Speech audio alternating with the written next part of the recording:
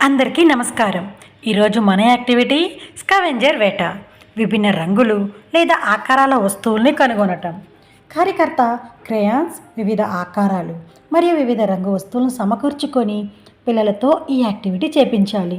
ఆదర్శిలా book page number 289లో ఈ activity ఎలా చేయించాలో వివరంగా ఉంటుంది. ఈ యాక్టివిటీ చేయించడానికి కావలసిన వస్తువులు ఆకారాలు, రంగు కార్డులు, కాగితం, క్రేయాన్స్లు. పిల్లలకు రంగు కాగితాలతో వివిధ రకాల ఆకారాలను కట్ చేసి ఇచ్చి వాటి రంగు మరియు ఆకారం గురించి చెప్పడాన్ని ప్రోత్సహించాలి. పిల్లలను 2 బృందాలుగా చేసి వాళ్ళను ఆట మైదానం నుండి 6 వేరే వేరే ఆకారాలు మరియు రంగులు గల వస్తువులను సేకరించమనండి.